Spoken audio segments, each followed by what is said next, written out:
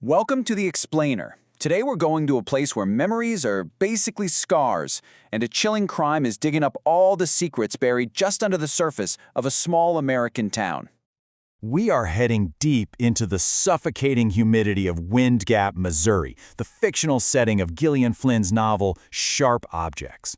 And let me tell you, this series of brutal murders isn't just a crime story, it's like an excavation of a town's rotten soul.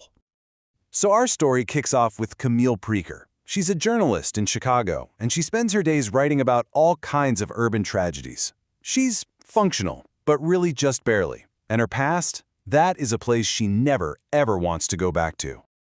But, her editor, a sharp guy named Frank Curry, he's got other plans. He gives her an assignment she just can't refuse, and it's summed up in 2 words that for her feel like a prison sentence. Go home. So right away, you've got this huge conflict. For her editor, Curry, this is a golden opportunity, a potential Pulitzer, right? He sees a reporter with a unique inside track. But for Camille, it's a completely different story. The idea of going back is so unbearable, she literally grips her chair, like he might have to physically drag her out of it. So what is it about this place that fills her with so much dread? What is Wind Gap exactly? Well, Camille's own memories paint a pretty bleak picture of the town she spent years trying to run away from. You get the sense this is a town defined by its isolation and its industry. And that detail about hog butchering, that's not just a random fact. It sets this tone of, casual brutality that just seems to hang over the entire community. This is not a gentle place.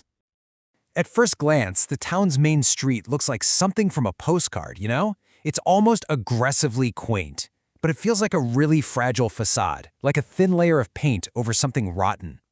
Because when Camille actually arrives, all that quaintness is just gone.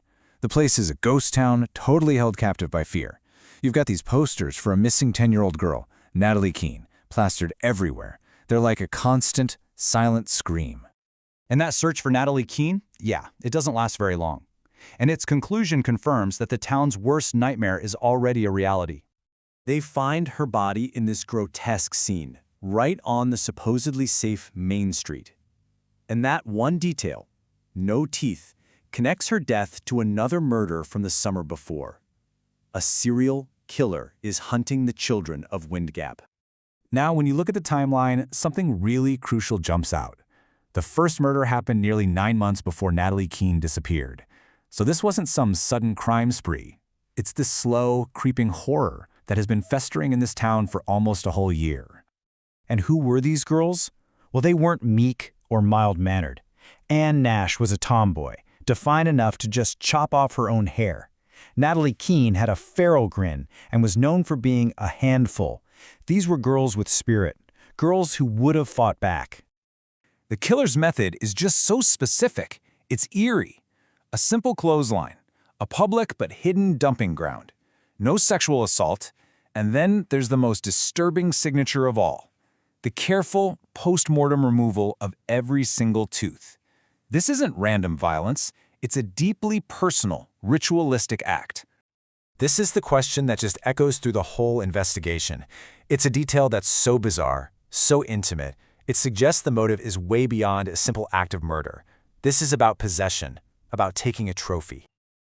So at this point, the investigation is completely stalled. The police have no leads, no suspects, nothing. But then, Camille uncovers a witness that the police have basically just ignored. She's visiting the park where Natalie was last seen, a place just heavy with grief. And she hears a rumor that someone didn't just see something, they saw the whole thing happen.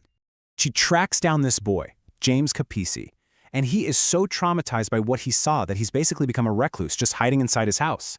And the story he tells, it completely changes the profile of who they think the killer is. According to James, the kidnapper wasn't a man lurking in the shadows. Nope, it was a woman. A mysterious, almost spectral figure that he calls the Woman in White. What's so unsettling is how calm he makes the abduction sound. This isn't some violent struggle. James describes it almost like a mother collecting her child, a hug, a smile, a quiet signal for silence. It's less of an attack and more of a really, really chilling performance. Okay, so chasing this bizarre new lead, inevitably brings Camille into the orbit of the official investigation, and, well, that investigation is not going well. Look, the local police are completely overwhelmed. The detective brought in from Kansas City is stalled, and most importantly, the only eyewitness account they have has been pretty much dismissed. They are at a dead end. Literally, right after she speaks to James, she's confronted by Detective Richard Willis. He is not happy, and in their first tense exchange, there's this immediate spark of conflict, and maybe something else too. He proposes a truce, a détente, a sharing of information, but it's clear right from the start that they both have their own agendas. He wants to control the narrative. She wants to blow it wide open. And this really is the central mystery, isn't it? In a small town where secrets are currency and everybody has a past, the truth is the most dangerous thing of all. So who is the real monster? The outsider everyone suspects, or the neighbor hiding in plain sight?